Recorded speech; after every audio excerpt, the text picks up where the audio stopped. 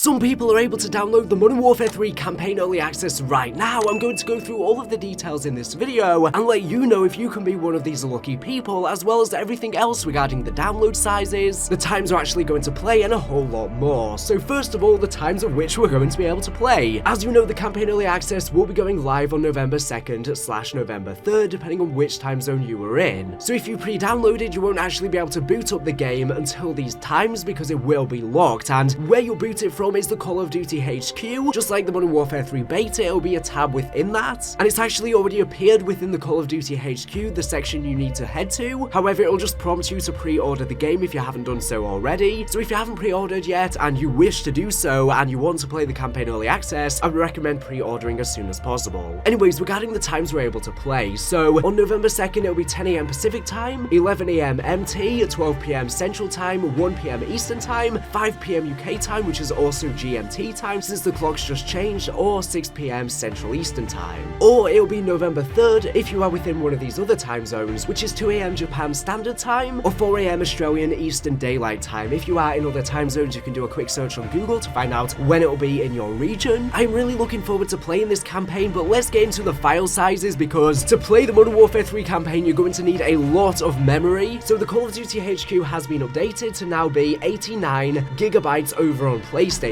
Previously it was 84 gigabytes. So you will need to have this fully downloaded and ready to go to play the campaign, because like I said, this is going to be where all Call of Duty games are going to be booting from in the future. And there has been 2 new license packs added to the files, but excluding the Call of Duty HQ, these are the additional packs you're going to have to download. So on PlayStation 5, you're going to have to download 2 campaign packs. One is going to be 18 gigabytes and the other is going to be 32 gigabytes, pretty much 33 gigabytes. And there'll probably be an update before the campaign early access goes live, which will increase the size as well. This means that combined with the Call of Duty HQ, just to be able to play the campaign of Modern Warfare 3, you need to download 140 gigabytes on PlayStation. Yes, that's right. And of course, it'll be much bigger on PC as well. It seems like these games are really poorly optimized. In terms of file size, there's clearly a lot of stuff in the files that is not necessary to actually boot up these games. A bunch of unreleased content and stuff always gets leaked, and you've got to wonder why on earth is that stuff in the game if it's not even ever going to release. Another possible theory for why this may be is the fact that, of course, some of the open combat missions in Modern Warfare 3's campaign are taking place on Verdansk and also Urzikstan, so it's possible the entirety of the new Urzikstan Warzone map coming with Season 1 of Modern Warfare 3, which won't be until December, may actually already be in the campaign files because it's necessary to play those open combat missions, and if so, that's ridiculous. So yeah, you're going to need a lot of memory to be able to play the game. We're not sure what it's going to be on Xbox, but it's probably really similar. Now, just for comparison, Vanguard was only 53.7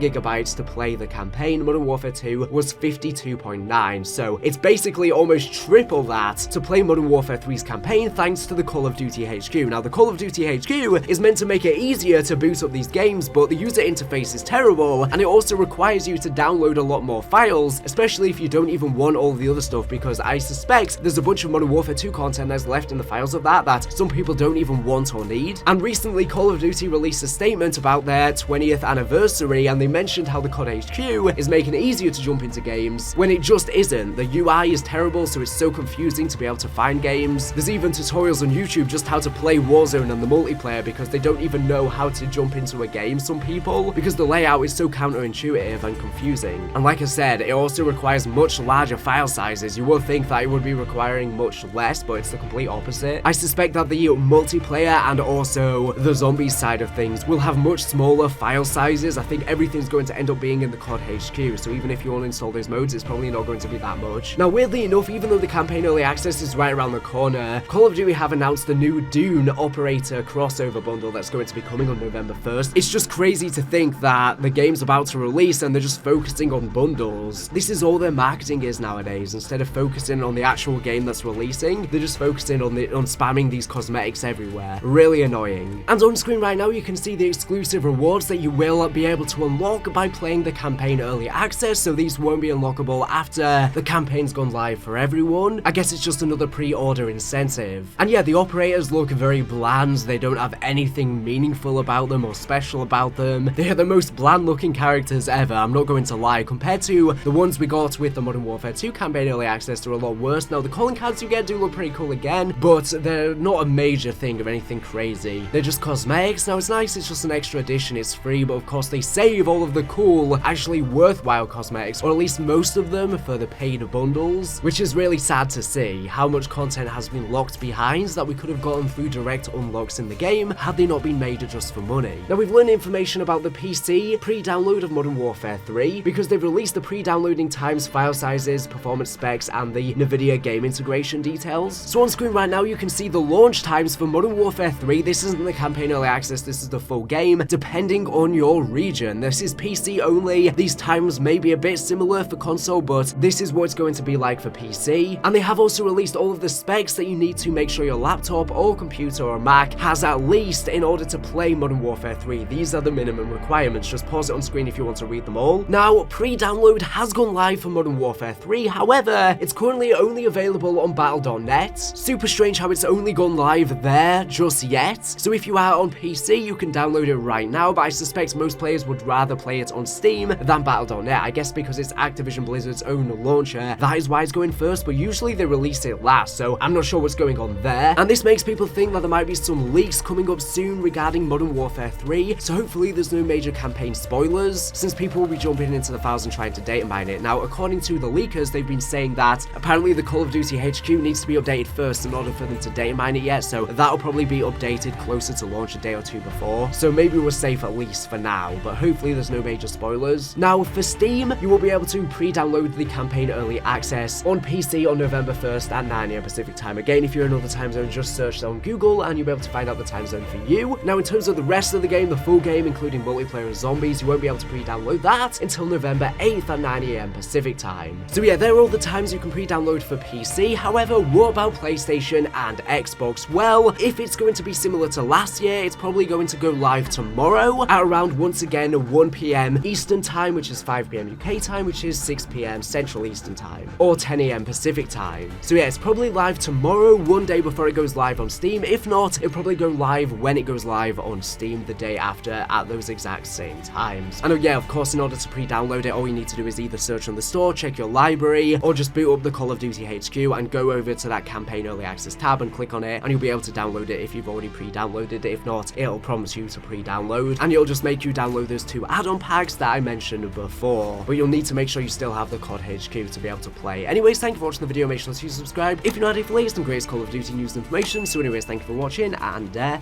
bye.